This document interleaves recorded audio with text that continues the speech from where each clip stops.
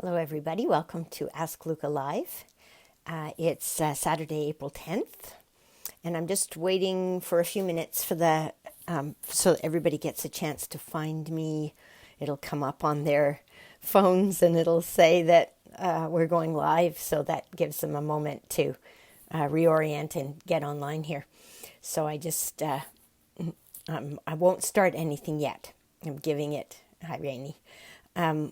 I'm giving it just a minute for everyone to arrive. So I won't be saying much. I'm just going to be sitting here. Here's folks starting to show up. Hi, everyone. It's great to have you here today. It is in Vancouver. It's a beautiful sunny spring day today, and it's Good Friday. So even though we're all sequestered here, it's also a holiday of sorts. Not for everybody, but it's very quiet outside. That's one thing I'm enjoying about this whole virus business, is that it's so nice and quiet. Sunny and warm hello to you too, Jen. So we've got another minute to go, and then we'll get started. Happy Easter to all of you as well. For those of you who celebrate Passover, it's still Passover. The Seders are still going on.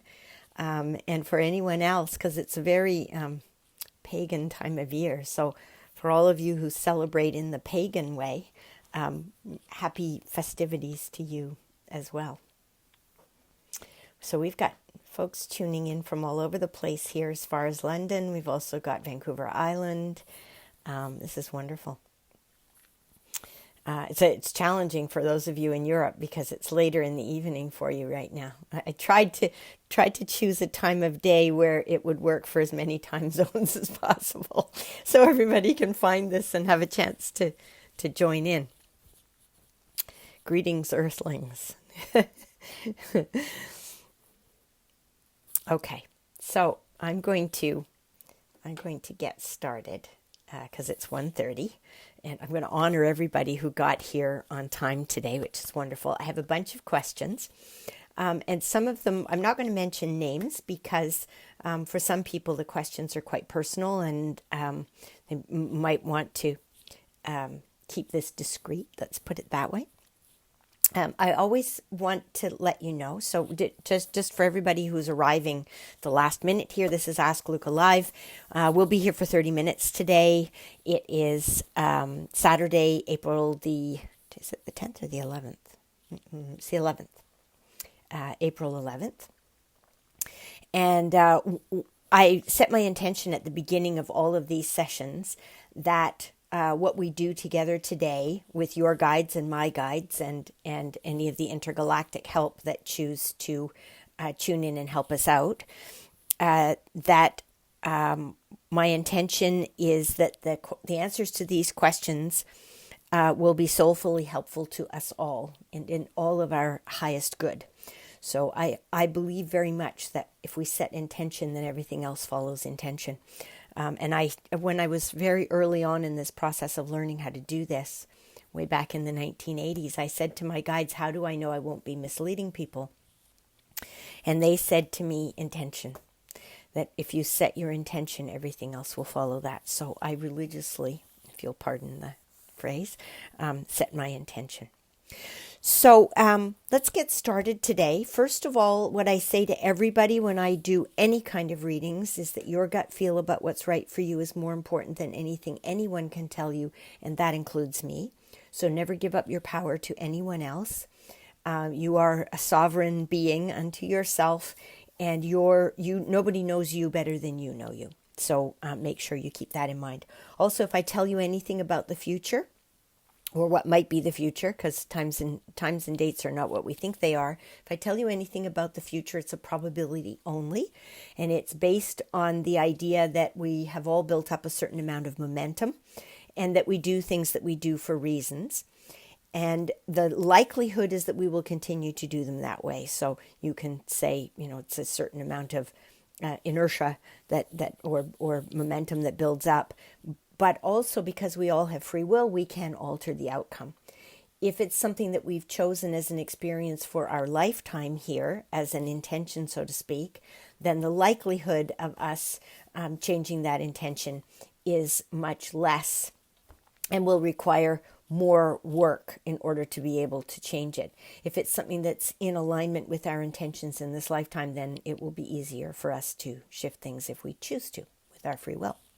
So that's important for everyone to remember as we go into this. Also, I know that we've asked questions, and I'll mention what those questions are today. But sometimes we get the answers that we need, not the answers that we want. So if I tell you anything that doesn't make sense in the moment, then, hi Karen, then please feel free to put them in what I call the holding tank, what some people call the waiting room, and wait to see if you get validation on it. Hi Beth.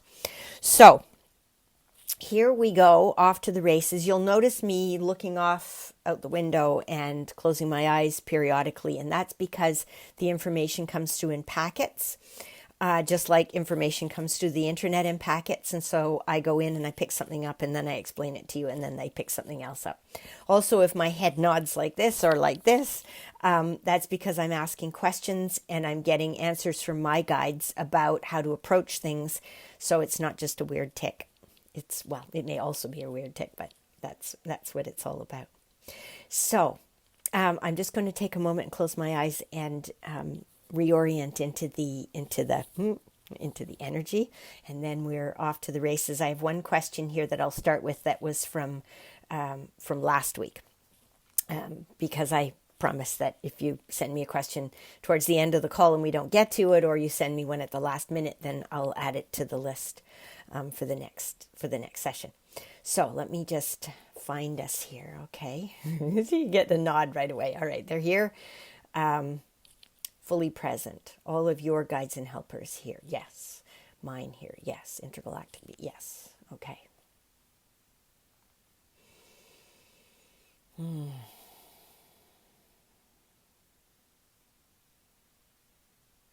Okay, we're ready to go. So the first question I have here is about somebody who's trying to shift from doing business in one way to doing business in another way, and not just the ways, but the kind of business itself.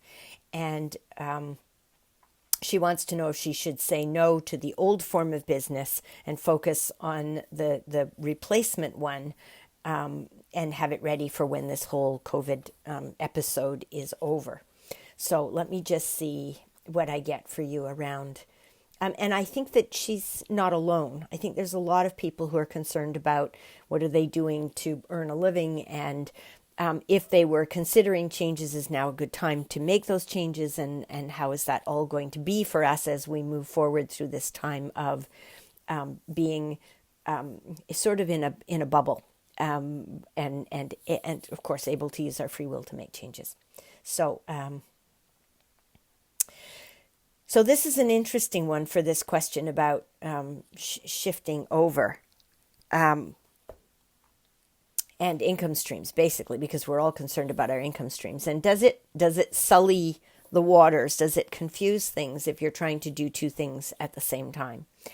And what they say to me is that who we are as we do what we do is the most important thing. So no matter what you're doing to earn a living, really what we're coming back to is, who are you, and why are you doing that? So we come to this whole thing of what's the meaning behind it, what's your essence behind all of this, and unless you're really confused about who you are and what you're doing on this planet, anything that you do is going to come out of that place, and there should be a thread that goes through it all.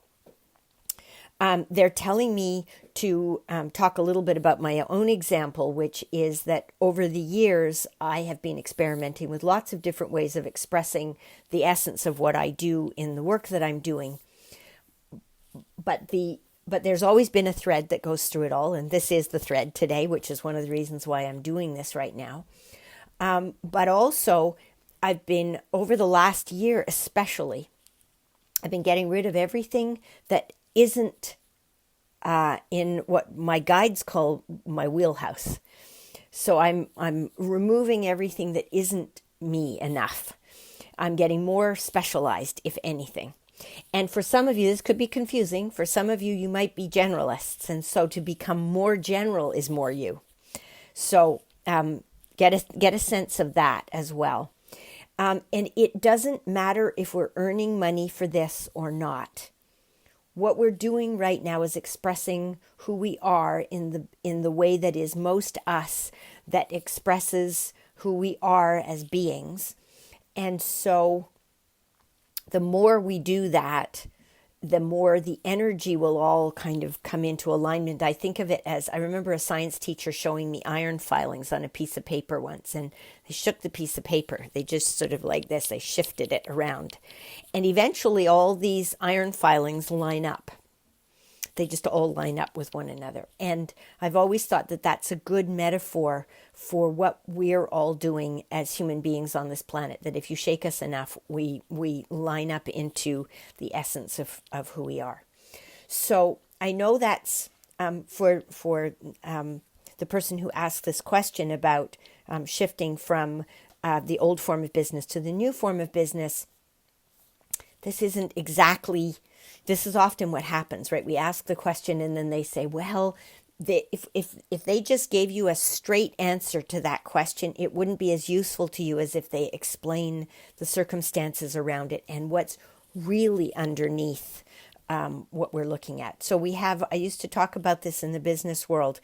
As Sue's saying, is how it's like how tuning forks line up energy. Yes, absolutely. Forgot that thought. Anyway, I'll come back to it. Okay, my next question on my list here is, this is from someone who invested money with someone who it turns out was not being honest. And it would appear at the moment, and I say it would appear because that's the information I'm getting on this, it would appear that money is lost now. And so this person is asking about how does she know that she can trust her intuition, because her intuition said that this would not be the outcome in this situation. So first principle that goes behind this, and that is that we listen to our intuition and we make a choice. Our intuition tells us how things are likely to come out given the circumstances at the time. But not only do we have free will, but the other people involved in the situation also have free will. And that's one of the things we're seeing on the planet at the moment, is the outcome of planetary free will. So in this case, with this money that seems to have disappeared, that person had decisions to be making all the way along. I don't think it was this person's intent to bilk you, scam you out of your money when the whole thing started. But I think that circumstances changed, and that person had to make choices in response to how circumstances changed. And the choices the person made were different, or the outcome from them was different than was originally anticipated. So I don't believe that this is a comment on how accurate your intuition was at the time. I think that your intuition gave you the best input that it could. So once we make a choice at a decision point, at a crossroads in our lives, then we have to keep responding, and we keep tuning into our intuition to respond. So, and this brings me to the next question that was asked, which is, if we're looking for a mate or we're looking for a partner right now, we can't go out on any dates. So how are we going to meet people if we can't go and meet people? So the first answer to that is we might have to do it virtually. We might have to do it like we're doing this today. It might have to be online. But also the same thing is true around, can you trust your intuition with this? And that we make a choice, and then we have to keep making choices. So I have talked to so many people who, at the time of one reading, they were told that someone was right around the corner for them, and then they came back to me a time later, and that turned out not to have been the case. And I don't remember what I tell people when I've done a reading like that, but they've come back and said to me, you said this and it didn't happen that way. And when I go in and ask again, they say to me that circumstances have changed, and that the person made a different choice. So especially when we're looking at relationships, and I think I've said that to this person before when we're talking about finding a partner, that there's two of us in this, and not only could the other person make a different choice, but the other people in that person's life can also make different choices that might affect the circumstances in that person's life at that time. So, my answer to the dating question is you might have to date online, which means no physical contact, which is very difficult for a number of people. Most of us, we're social and affectionate beings for the most part, and we're missing out, especially those of us who are living alone right now. We're missing out on that. So completely understand. So the short answer to the question about dating is go online, because eventually you'll if the person turns out to be a good match for you, you will be able to get together with that person. In the meantime, you have the opportunity to get to know somebody and make a friend and see where that goes. So my next question here is how to build support for a more equitable approach to not only health but income disparities as we go through all of this.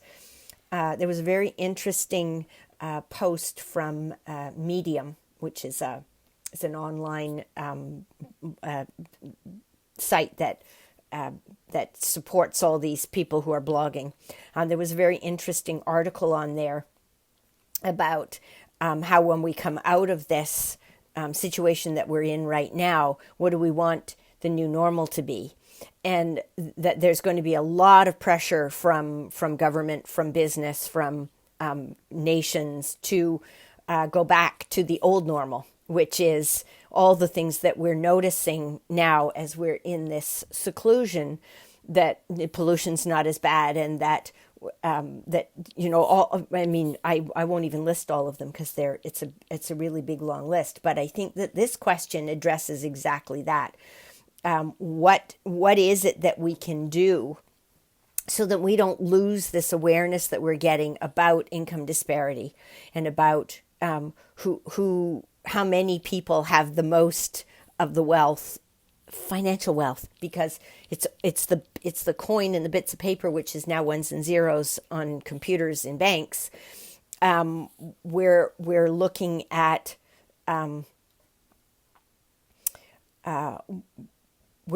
what do we have in the way of resources and wealth that is not about coin, and do we all have what we need, which I think is what this question is about. Do we have what we need for a basic quality of life? And what is that basic quality of life? Because I think as we're all oriented back in on ourselves here, we're looking at what constitutes basic, and how do we make sure that everybody has that basic level, and also about kindness and about community and what glues us together, and making sure that we're not looking out our window at the house next door where people don't have enough food to eat, and how do we deal with that? Yes, Sue says health is the new wealth. And I think health is the new wealth. And those of us who come through it, we're all going to decide, because there's going to be more of us who come through it than who don't. How are we going to decide what our values are? So we come back to, because our values are not being able to buy stuff, other than, our basic needs. Our values have to do with what is community and what is family and how are we raising our children, and the list goes on. So that's the answer, roundabout answer to that question. The next one is a very specific question. Will I buy a home in 2020? And if so, will it be mortgage free? The short answer to that is no. And there's a bigger answer to it, which is that if that were to happen, if the answer would have been yes, that would not have been the best outcome for you. So this is not because you're hoping for a house that not having one would be a disaster, or not having it be mortgage free would be a disaster. It's I think it has more to do with that house and mortgage situation is not what's best for you. So, and having said that, there's going to be some almighty changes in in all of the markets of the world, including the housing market. So we're going to see some enormous changes, and decisions that we make right now would not necessarily be the best decisions for what the world is going to look like when we come out of this at the other end. So bear in mind, it's good to dream, and dream in terms of values and qualities and how you would like to be living, instead of how it could come about.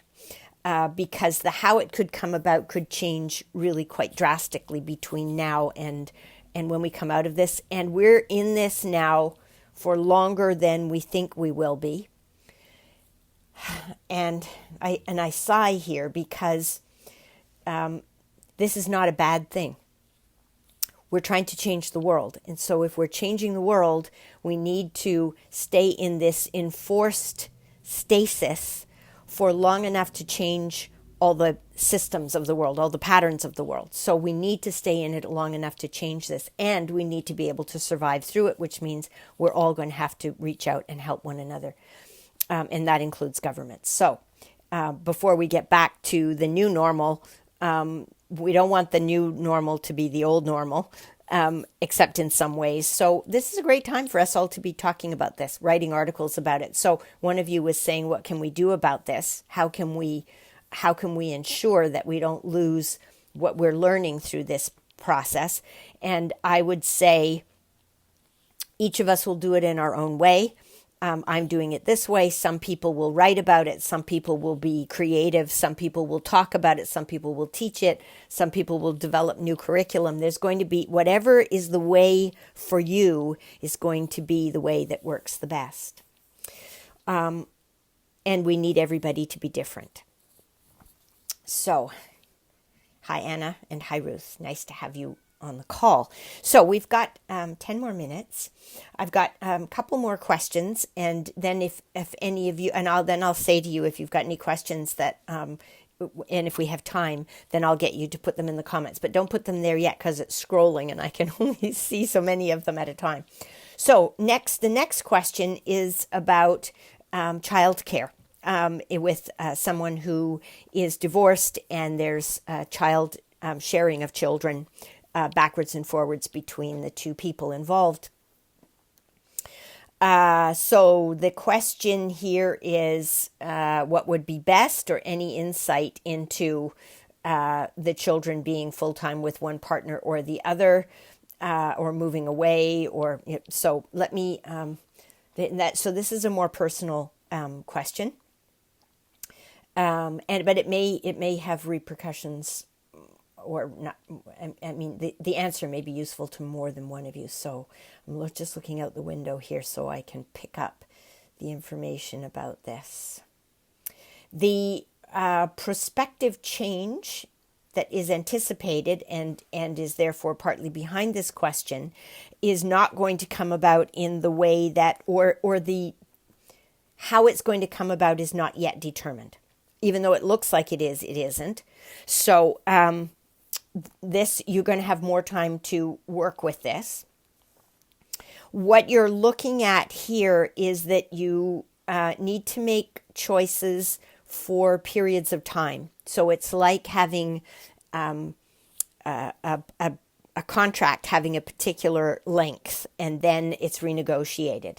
So just as you would be now renegotiating this, they're saying to me that whatever choices you put in place, use your intuition, and I know you have strong intuition, to help you to decide how long it should be in place for before you revisit only certain terms of that agreement. And one of the terms will be with what's the split between the kids between the parents for the kids, and for how long.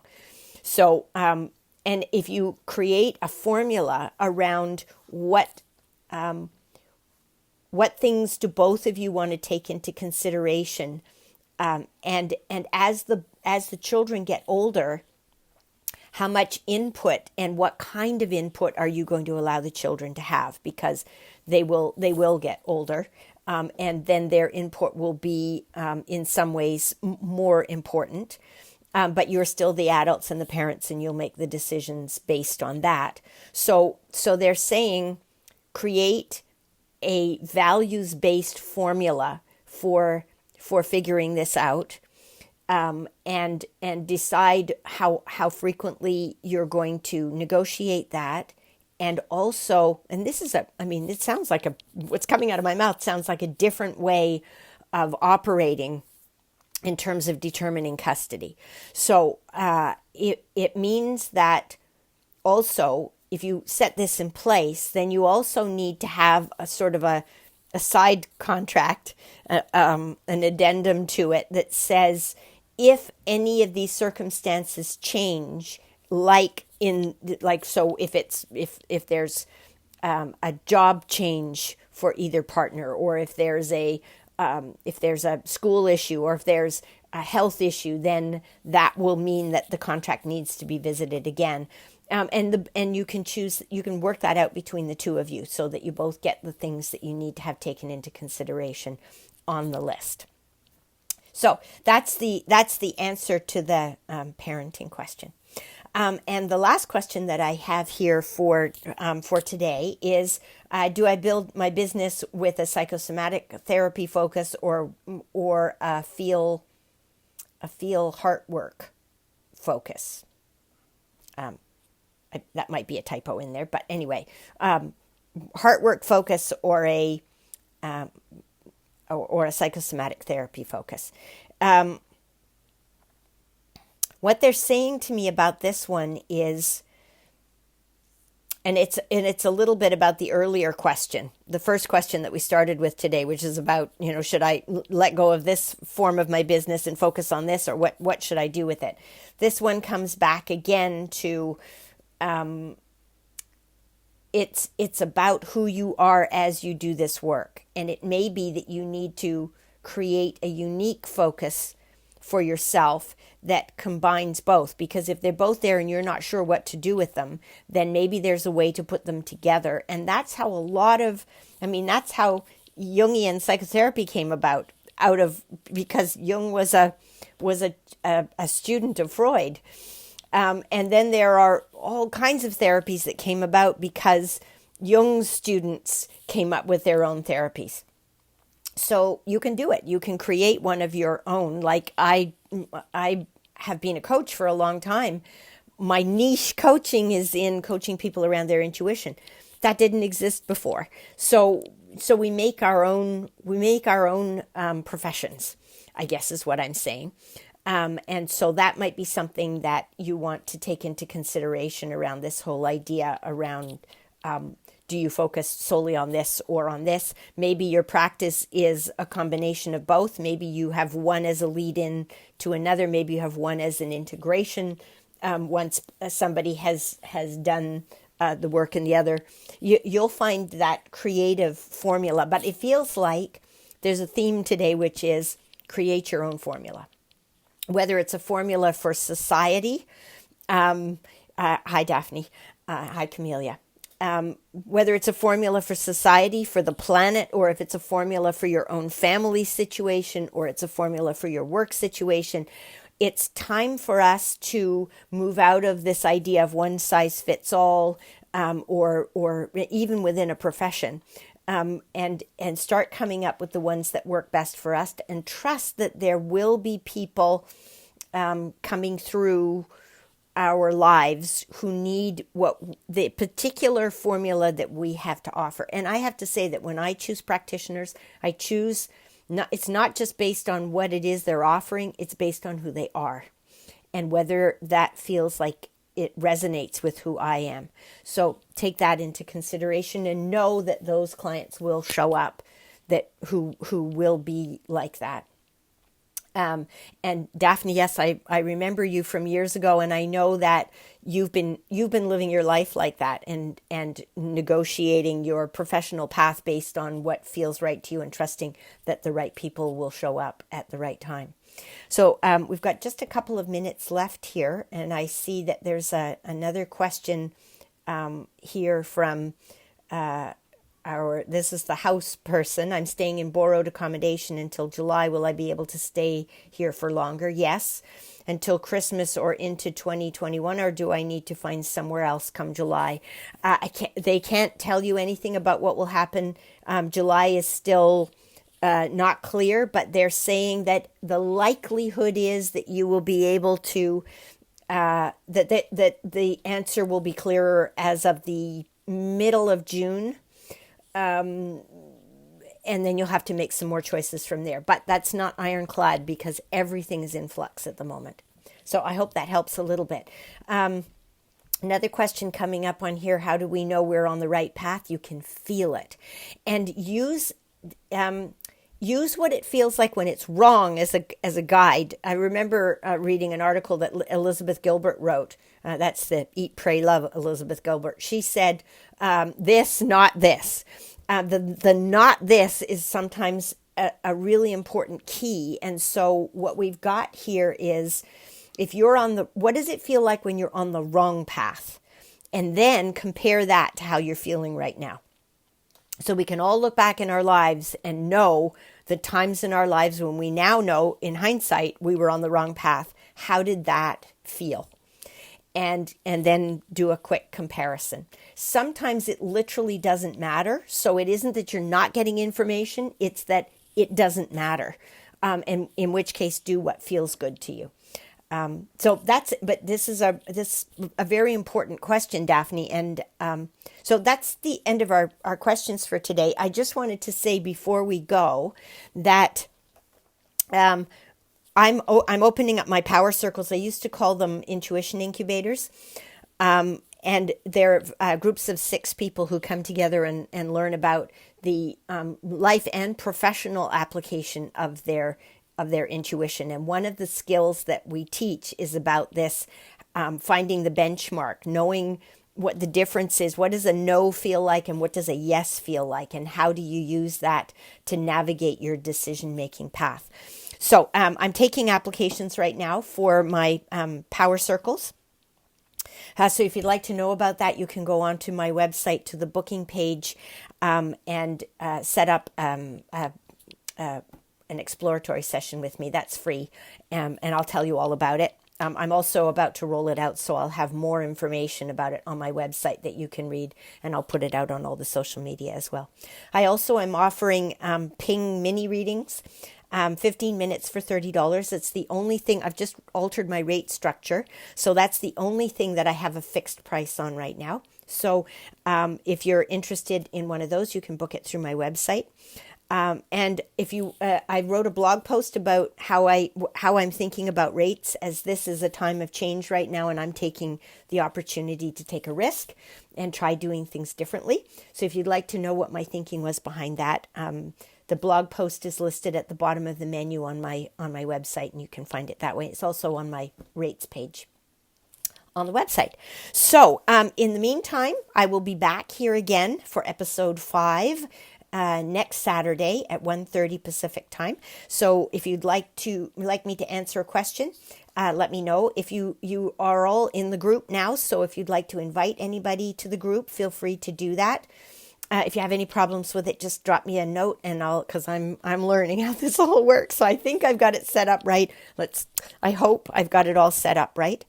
And I hope that I can figure out, like I did last time, how to make this available so that anybody who missed the first part of it, or who, if you know somebody who'd like to listen to it and they weren't able to make it today, will be able to watch it again online. So let's hope that works. Next week, I'm not sure yet if I'm going to be on Facebook or if I'm going to be on a different meeting platform. I was looking at Zoom, and apparently there's a whole bunch of security issues that they're trying to work out right now. And I don't want to be dealing with those security issues. So I'm trying out a few other possibilities. So I'm going to be in experimenting mode this week. So that's it for today. Stay tuned in this space for details about how to access the link for next week if it's not going to be on Facebook. I will post it here. I'm also accessible through my website. There's a pop-up window and a contact page on my website if you would like to be in touch with me. So thank you all for coming and holding this space with me today. And until next week, stay safe.